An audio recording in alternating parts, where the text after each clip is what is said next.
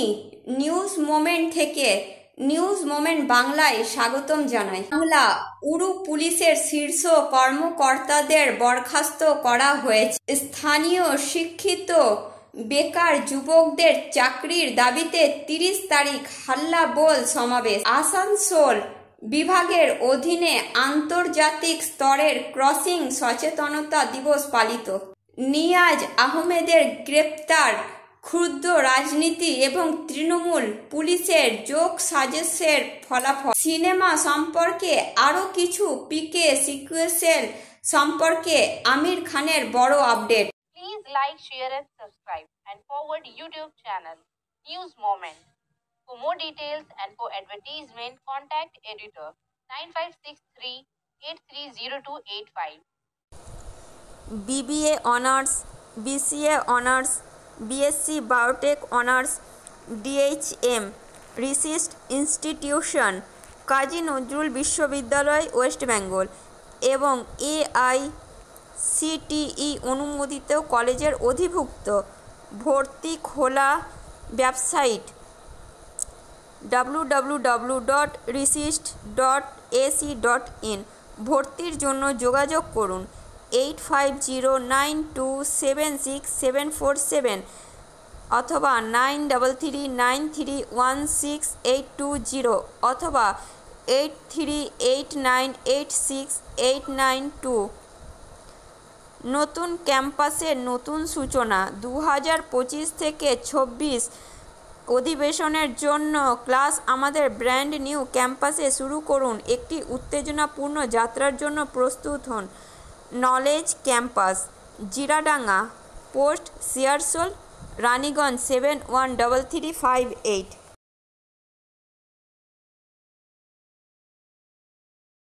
বাংলা উড়ু পুলিশের শীর্ষ কর্মকর্তাদের বরখাস্ত করা হয়েছে। কর্ণ আতাকা মুখ্যমন্ত্রী সিদ্দারামাইয়া বলেন, ক্রিকেট স্টেডিয়ামের বাইরে আরসিবির প্রথম IPL জয় উদযাপনের সময় পদদলিত হয়ে 11 জনের মৃত্যুর পর বেঙ্গালুরু পুলিশ কমিশনার এবং অন্যান্য শীর্ষ কর্মকর্তাদের বরখাস্ত করা হয়েছে। বুধবার কর্ণাটক রাজ্য ক্রিকেট অ্যাসোসিয়েশন KSCA 18 বছর পর ফ্র্যাঞ্চাইজি তাদের প্রথম IPL ট্রফি জয়ের পর RBC খেলোয়াড়দের সম্মান জানাতে একটি বিশেষ সম্বর্ধনা অনুষ্ঠানের আয়োজন করলে স্টেডিয়ামের কাছে পদদলিত হয়ে 11 জন মারা যান এবং 47 জন আহত হন।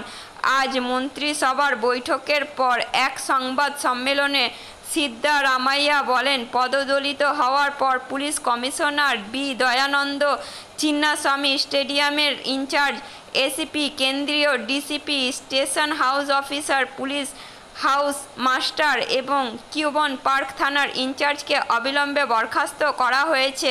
তিনি আরও বলেন যে এই ট্র্যাজেডির পরিপ্রেক্ষিতে তিনি কর্ণাটকের DGP এবং IGPকে RCB প্রতিনিধি, DNA ইভেন্ট ম্যানেজার এবং KSCA সদস্যদের অবিলম্বে গ্রেপ্তার করার নির্দেশ দিয়েছেন। রাজ্য সরকার হাইকোর্টকে জানিয়েছে যে পদদলিত হওয়ার দিন M চিন্নাস্বামী স্টেডিয়ামে নগর পুলিশ কমিশনার, DCP এবং ACP সহ 1000-এরও বেশি পুলিশ সদস্য মোতায়েন করা হয়েছিল। উপমুখ্যমন্ত্রী DK শিবকুমার দাবি করার একদিন পরেই এই সিদ্ধান্ত নেওয়া হয় যে ভিড় সামলাতে 5000 পুলিশ সদস্য উপস্থিত ছিলেন। আজ এর আগে কর্ণাটক হাইকোর্ট সিদ্দারামাইয়া সরকারকে পদদলিত হওয়ার বিষয়ে একটি স্ট্যাটাস রিপোর্ট উপস্থাপন করতে এবং বিষয়টি শুনানি করতে বলেছে। আবার 10 জুন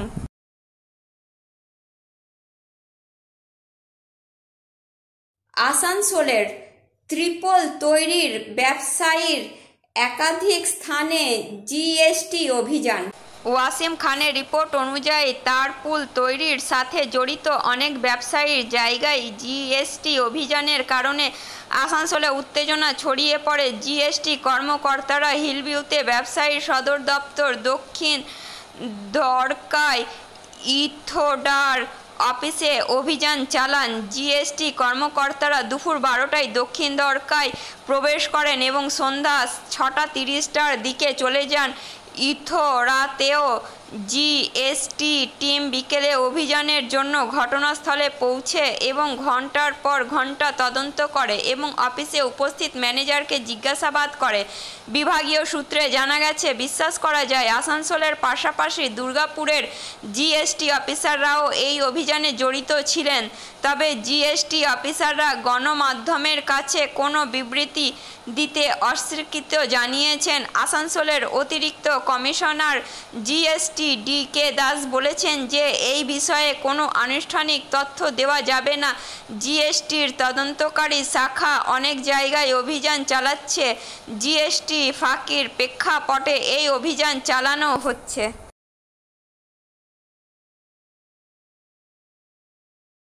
স্থানীয় শিক্ষিত বেকার যুবকদের চাকরির দাবিতে 30 তারিখ হাল্লাবোল সমাবেশ।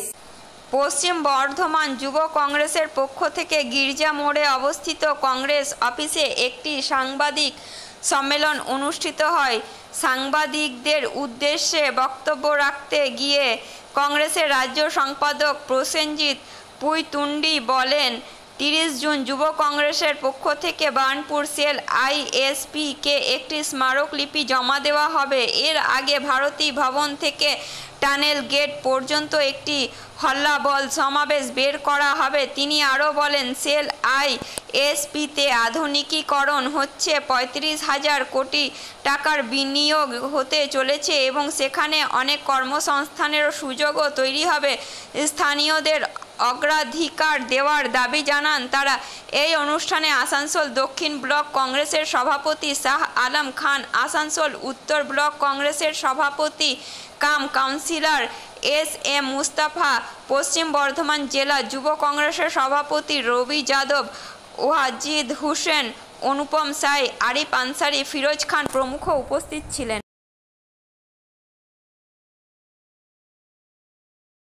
আসানসোল বিভাগের অধীনে আন্তর্জাতিক স্তরের ক্রসিং সচেতনতা দিবস পালিত।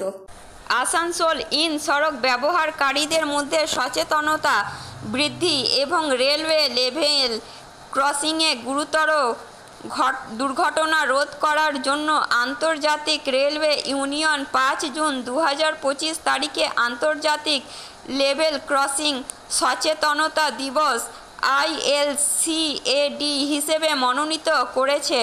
এই উদ্যোগের লক্ষ্য লেভেল ক্রসিংয়ের সাথে সম্পর্কিত বিপদ সম্পর্কে জনসাধারণের ধারণা বৃদ্ধি করা এবং রেলওয়ে ট্র্যাকের আশেপাশে নিরাপদ আচরণ প্রচার করা। এই বিশ্বব্যাপী প্রচারণার সাথে সামঞ্জস্য রেখে পূর্ব রেলওয়ের আসানসোল বিভাগ, আসানসোল খানা, আসানসোল ঝাজা, আসানসোল ধানবাদ, অন্ডাল, সাঁইথিয়া, মধুপুর, গিরিডি এবং জাসিডি, দুমকা বিভাগে অবস্থিত 20টি ব্যস্ত লেভেল ক্রসিং গেটে সচেতনতামূলক কর্মসূচি পরিচালনা করে বিশেষ দিবসটি সক্রিয়ভাবে পালন করেছে। রেলওয়ে কর্মকর্তা ও কর্মীরা এই প্রচারণায় উৎসাহের সাথে অংশগ্রহণ করেছেন। রেলওয়ে ট্র্যাক পার হওয়ার সময় নিরাপত্তা নিয়ম মেনে চলার গুরুত্ব তুলে ধরার জন্য রাস্তা ব্যবহারকারী এবং পথচারীদের সাথে সরাসরি যোগাযোগ করেছেন। লিফলেট বিতরণ, মৌখিক কথোপকথন এবং নিরাপত্তা প্রদর্শনের মাধ্যমে দলটি জনগণকে সতর্ক থাকতে এবং লেভেল ক্রসিংয়ের সংকেত এবং বাধা অনুসরণ করার আহ্বান জানিয়েছেন। আসানসোল ডিভিশনের আন্তর্জাতিক লেভেল ক্রসিং সচেতনতা দিবস পালন এই বার্তাটিকে আরও জোরদার করে যে নিরাপত্তা আপনার সাথেই শুরু হয় এবং প্রতিটি রাস্তা ব্যবহারকারীর দায়িত্বশীল আচরণ লেভেল ক্রসিংয়ে সম্ভাব্য দুর্ঘটনা প্রতিরোধ গুরুত্বপূর্ণ ভূমিকা পালন করতে পারে।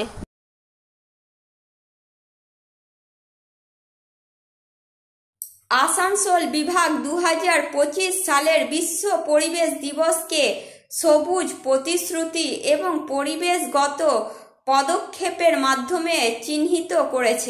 বিশ্ব পরিবেশ দিবস 2025 উদযাপনের জন্য বিশ্বজুড়ে ঐক্যবদ্ধ হওয়ার সাথে সাথে ভারতীয় রেল 22 মে থেকে 5 জুন পর্যন্ত একপাক্ষিক প্রচারণায় সক্রিয়ভাবে অংশগ্রহণ করেছিল, যার লক্ষ্য ছিল পরিবেশ সচেতনতা এবং টেকসই অনুশীলন প্রচার করা। এই বছরের প্রতিপাদ্য বিশ্বব্যাপী প্লাস্টিক দূষণের অবসান, বাস্তুতন্ত্র, জনস্বাস্থ্য এবং ভবিষ্যৎ প্রজন্মের ওপর প্লাস্টিক বর্জ্যের ক্ষতিকারক প্রভাবের দিকে মনোযোগ আকর্ষণ করে। জাতীয় দিবসের সাথে সামঞ্জস্য রেখে পূর্ব রেলওয়ের আসানসোল বিভাগ সচেতনতা ছড়িয়ে দিতে এবং কর্মকাণ্ডে অনুপ্রাণিত করার জন্য বিভিন্ন ধরনের সবুজ উদ্যোগ গ্রহণ করেছে। বৃক্ষরোপণ অভিযান থেকে শুরু করে সচেতনতা সমাবেশ পর্যন্ত বিভাগটি কেবল তার কর্মকর্তা ও কর্মীদেরই নয়, যাত্রী এবং স্থানীয় সম্প্রদায়কেও জড়িত করেছে। স্বচ্ছ ভারত, হরিত ভারত উদ্যোগের অধীনে বিভাগের বিভিন্ন স্টেশন এবং অফিসে সবুজ শপথ গ্রহণ করা হয়েছিল, যা পরিবেশের প্রতি সম্মিলিত দায়িত্বের বার্তাকে আরও জোরদার করেছিল। এর অন্যতম উল্লেখযোগ্য বিষয় ছিল একাধিক স্থানে ব্যাপক বৃক্ষরোপণ কর্মসূচি। এই প্রচেষ্টার লক্ষ্য ছিল সবুজ আচ্ছাদন বৃদ্ধি করা এবং দীর্ঘমেয়াদী পরিবেশগত ভারসাম্যকে উৎসাহিত করা। একই সাথে স্টেশন, কলোনি এবং রেলওয়ে প্রাঙ্গণে শ্রমদান কার্যক্রম আয়োজন করা হয়েছিল, যেখানে রেলকর্মীরা স্যানিটেশন উন্নত করতে এবং প্লাস্টিক বর্জ্য কমাতে পরিষ্কার পরিচ্ছন্নতা অভিযানে অংশগ্রহণ করেছিলেন।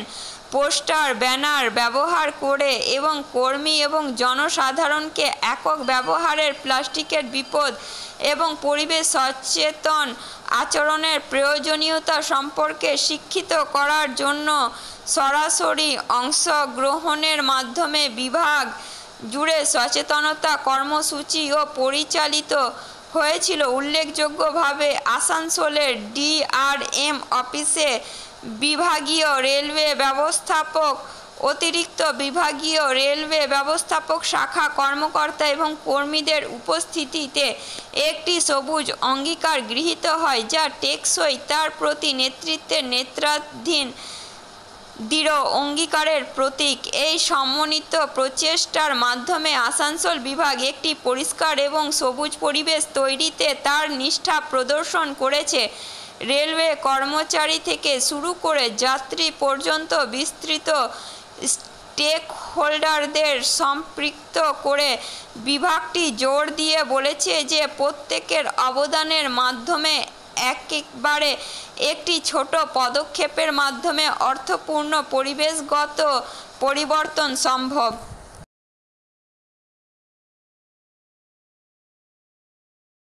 নিয়াজ আহমেদের গ্রেপ্তার, ক্ষুদ্র রাজনীতি এবং তৃণমূল পুলিশের যোগসাজশের ফলাফল। দানিশ আজিজের মতে 24শে মে রেল ক্রসিং এলাকার 20টি মহল্লায় অবস্থিত ফুলের বাগানে একই এলাকার নিয়াজ আহমেদ এবং শাহনওয়াজ আলমের মধ্যে হালকা তর্ক হয়েছিল। এরপরে রাজনৈতিক চাপে তৃণমূল কংগ্রেস কিছু উপাদানকে সমর্থন করে শাহনওয়াজের বিরুদ্ধে একটি মিথ্যা এফআইআর দায়ের করে। আসানসোল উত্তর থানায় এফআইআর দায়ের করা হয় এবং নিয়াজকে গ্রেপ্তার করা হয়। দানিশ আজিজ দাবি করেন যে এখন শাহনওয়াজ নিজেই সেই এফআইআর প্রত্যাহার করতে চান, কিন্তু উপর থেকে রাজনৈতিক চাপের কারণে বিষয়টি সমাধান হতে দেওয়া হচ্ছে না। দানিশ আজিজ বলেন, নিয়াজ আহমেদ জল সংকটের কথা তুলেছিলেন, কারো সাথে ঝগড়া করেননি। তিনি একজন দায়িত্বশীল নাগরিক এবং সমাজকর্মী। তার গ্রেপ্তার গণতন্ত্রের শ্বাসরোধ।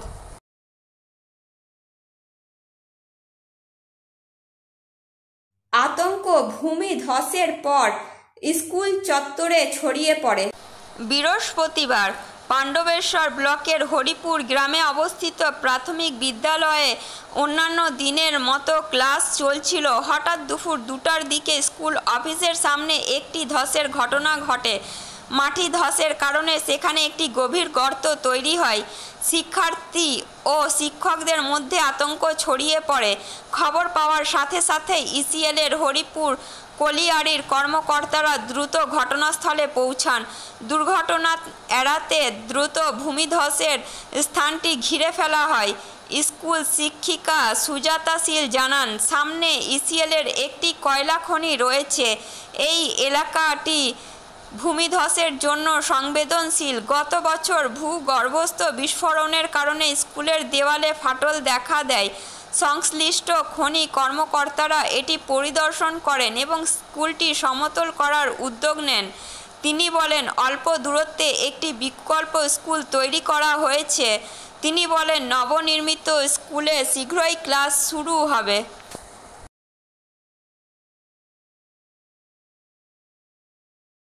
আসানসোলে এখন তৃণমূল বিদ্রোহী কাউন্সিলর দুর্নীতি নিয়ে প্রশ্ন তুললেন। তৃণমূল শ্রমিক নেতা রাজু আলুওয়ালিয়ার পর যিনি এখন আসানসোল পৌর কর্পোরেশনের 41 নম্বর ওয়ার্ডের তৃণমূল কাউন্সিলর রণবীর সিং ভারারা ওরফে জিতু সিং আবারও বিদ্রোহী মনোভাব গ্রহণ করেছেন এবং আসানসোল পৌর কর্পোরেশনে দুর্নীতির গুরুতর অভিযোগ করেছেন। তিনি বলেন, বোর্ড সভায় অনিয়মের বিষয়ে তিনি বারবার মেয়র বিধান উপাধ্যায়ের দৃষ্টি আকর্ষণ করেছেন, কিন্তু কোনো ব্যবস্থা নেওয়া হয়নি। জিতু সিং বলেন, গত বোর্ড সভায় তিনি পার্কিং এবং হোর্ডিংয়ের বকেয়া পরিমাণের বিষয়টি উত্থাপন করেছিলেন, যা তার দাবি অনুসারে 10 কোটি টাকার বেশি, কিন্তু তা আদায়ের কোনো প্রচেষ্টা করা হচ্ছে না। তিনি আরও অভিযোগ করেন যে প্রধান সতর্কতা কমিশনের নিয়ম অনুসারে কোনো কর্মকর্তা 3 বছরের বেশি সময় ধরে সংবেদনশীল পদে থাকতে পারেন না। তবে পৌর কর্পোরেশনের অনেক কর্মকর্তা 10 বছর ধরে একই পদে অধিষ্ঠিত রয়েছেন। 6 মাস আগে উপস্থাপিত আরেকটি বিষয় উল্লেখ করে তিনি বলেন যে 12টি কারখানার উপর 510 কোটি টাকার বকেয়া রয়েছে, যা মেয়র 15 দিনের মধ্যে আদায়ের প্রতিশ্রুতি দিয়েছিলেন, কিন্তু 6 মাস পরেও এই পরিমাণ জমা করা হয়নি।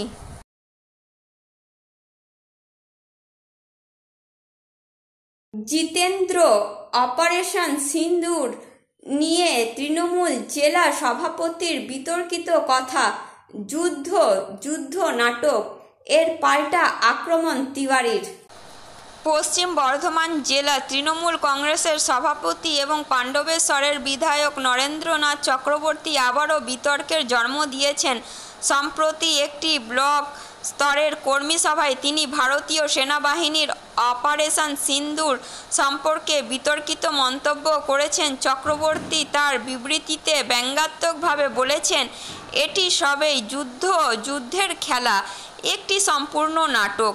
এই বক্তব্যের ভিডিওটি সোশ্যাল মিডিয়ায় ক্রমশ ভাইরাল হয়েছে। এই বক্তব্যের ওপর আসানসোল পৌর কর্পোরেশনের প্রাক্তন মেয়র এবং প্রাক্তন বিধায়ক জিতেন্দ্র তিওয়ারি, যিনি বর্তমানে ভারতীয় জনতা পার্টিতে বিজেপিতে রয়েছেন, তীব্র পাল্টা আক্রমণ করেছেন। তৃণমূল কংগ্রেসকে লক্ষ্য করে তিওয়ারি বলেন যে তৃণমূল থাকাকালীনেই এই ধরনের বক্তব্য দেওয়া যেতে পারে। তিনি চক্রবর্তীকে অর্ধশিক্ষিত বলে বর্ণনা করেছেন এবং বলেছেন যে তিনি জানেন না কী এবং কোথায় বলতে হবে। বিতর্কিত বক্তব্য এবং এর প্রেক্ষাপট, মে মাসের শেষ থেকে তৃণমূল কংগ্রেস 2026 সালের বিধানসভা নির্বাচনের প্রস্তুতির লক্ষ্যে পশ্চিম বর্ধমান জেলার 18টি ব্লকে কর্মী সভা শুরু করেছে।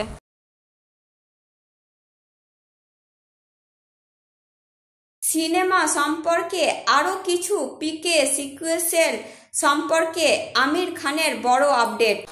বলিউড সুপারস্টার আমির খান আজকাল তার আসন্ন ছবি সিতারে জমিন পর এর প্রচারণায় ব্যস্ত। ছবিটি 20 জুন প্রেক্ষাগৃহে মুক্তি পেতে চলেছে এবং এটিকে 2007 সালের হিট ছবি তারে জমিন পর এর আধ্যাত্মিক সিকুয়েল হিসেবে বিবেচনা করা হচ্ছে। এদিকে আমিরের বিখ্যাত ছবি পিকে এর সিকুয়েল নিয়ে দীর্ঘদিন ধরে জল্পনা চলছিল। এখন এক সাক্ষাৎকারে আমির এই আলোচনার অবসান ঘটিয়ে পিকে 2 এর বিষয়ে একটি গুরুত্বপূর্ণ আপডেট দিয়েছেন। আমির খান এবং রাজকুমার হিরানি আবারও একটি বিশেষ প্রকল্পের জন্য একসাথে আসছেন, সিতারে জমিন পর। এরপর তারা দুজনেই ভারতীয় চলচ্চিত্রের জনক দাদা সাহেব ফালকের জীবনী অবলম্বনে একটি বায়োপিক নিয়ে একসাথে আসতে চলেছেন। ছবির শুটিং বছরের শেষ নাগাদ শুরু হওয়ার সম্ভাবনা রয়েছে। এই ছবিটি বিশেষ কারণ লাল সিং চাড্ডার পর আমির খান কিছুদিনের জন্য অভিনয় থেকে নিজেকে দূরে সরিয়ে নিয়েছিলেন। এখন তিনি এই বায়োপিকের মাধ্যমে একজন শক্তিশালী এবং ঐতিহাসিক চরিত্র হিসেবে বড় পর্দায় ফিরে আসতে চলেছেন। এই ছবিটি ইতিমধ্যেই বলিউডে আলোচনায় রয়েছে। এখন সেই মুহূর্তের এসএমএসের সময়। অনুপ্রেরণার অস্তিত্ব আছে, কিন্তু এটি আপনাকে কাজ করতে দেখাবে। আমাদের চ্যানেলটি লাইক, শেয়ার এবং সাবস্ক্রাইব করুন এবং বিজ্ঞাপন এবং অন্যান্য প্রশ্নের জন্য যোগাযোগ করুন 9563830285 এবং 034135518003।